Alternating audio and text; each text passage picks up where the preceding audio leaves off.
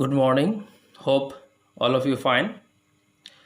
Already I have started in my last online class piece.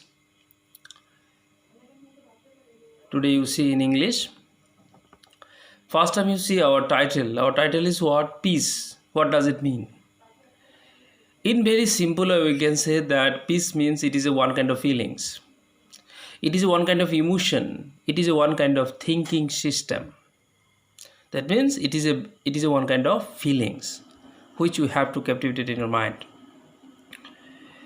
A group of political scientists said that peace means absence of war. Another a group of political scientists said that peace means absence of violence. That means we can say where there is no any kind of war, where there is no any kind of violence, that is known as peace. According to Mahatma Gandhi, peace is not merely absence of war, rather it is something positive. Mere acceptance of the ideology of non-violence is not peace. Peace is not a shortcut, rather it should be understood as a long-term process integrated in the ideology and structure of the total system. Gandhi linked peace with truth achieved through non-violence. It is not only an external phenomena, rather it is linked with the soul and spirit of the individual. Gandhi looked at this phenomena in a holistic manner, considering the social, structural, religious, spiritual, metaphysical and ethical aspect. That is known as peace. That what we have got from the above discussion, that peace means absence of war. Peace means absence of violence. That is the actual meaning of peace. And a group of political scientists said that peace means it is one kind of feelings, it is one kind of emotion.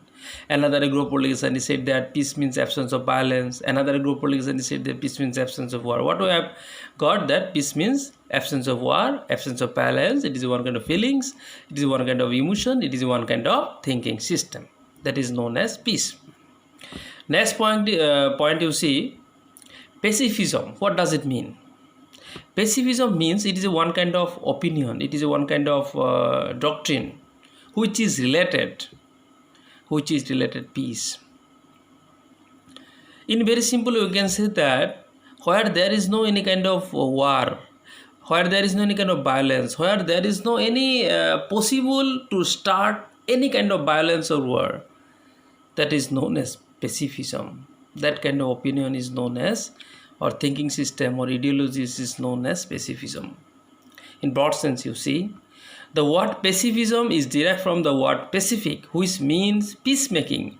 Pacifism is a commitment to peace and opposition of war. Most basically, pacifists hold that war is wrong because killing is wrong. Pacifism rejects war as an acceptable means for obtaining peace. Pacifism can also be used to describe a commitment to non-violence in one's personal life that might include the attempt to cultivate pacific virtues such as tolerance, patience, mercy, forgiveness and love. That kind of opinion is known as pacifism. So what I am telling you, the word pacifism is derived from the word specific, which means peacemaking. Pacifism is a commitment to peace and opposition of war. Most basically, pacifists hold that war is wrong because killing is wrong. Pacifism rejects war as an acceptable means for obtaining peace.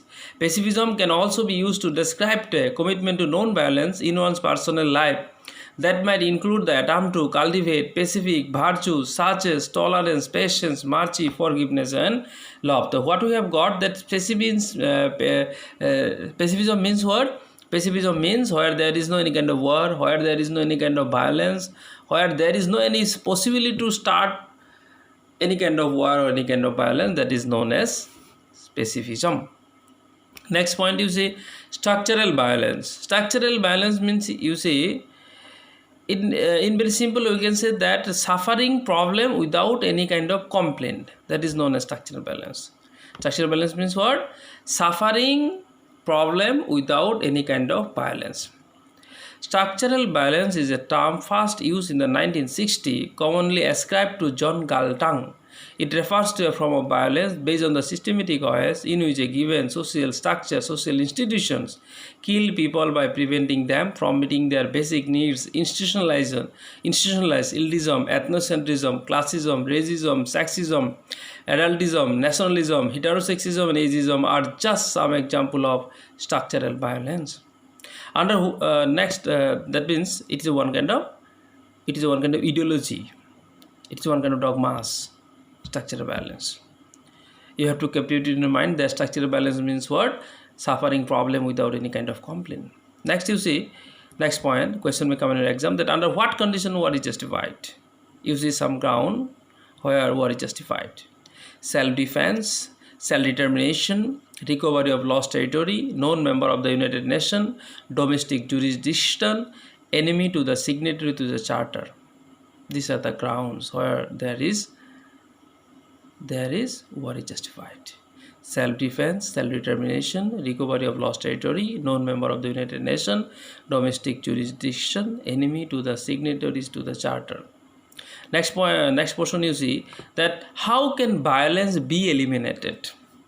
How can violence be eliminated? You see, several age-old spiritual principles and practices, modern healing technique and therapies like psychoanalysis, the elimination of structural violence and to establish human welfare, harmonious coexistence in the society.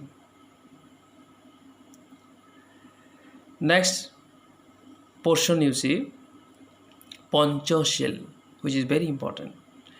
The word Panchashil is derived from the teaching of Lord Buddha. Panchashil comprises 5 principles. According to Lord Buddha, Panchashil means 5 principles. According to modern political scientists, Panchashil means what you see. On 29 April 1954, Indian Prime Minister Pandit Jawaharlal Nehru and Chinese Premier Zhou Enlai signed an agreement on the basis of 5 principles. That is known as Panchashil. That means according to Lord Buddha, Panchashil means 5 principles. The word Panchashil is derived from the teaching of Lord Buddha. Panchashil comprises 5 principles. According to modern political scientists, Panchashil means on 29 April 1954, Indian Prime Minister Pandit Jawaharlal Nehru and Chinese Premier Zhou Enlai signed an agreement on the basis of 5 principles. And that 5 principle is known as Panchashil. 5 principles are, you see, mutual respect for each other's territorial integrity, non-interference in each other's internal affairs, no aggressions, equality and mutual benefit, and last one is peaceful coexistence. These are the 5 principles.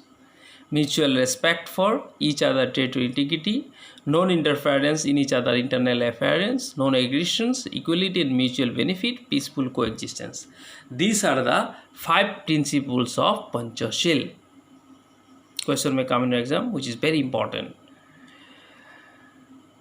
Next topic is International Organization UNO.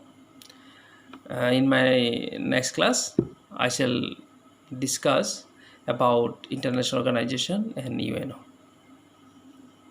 Thank you.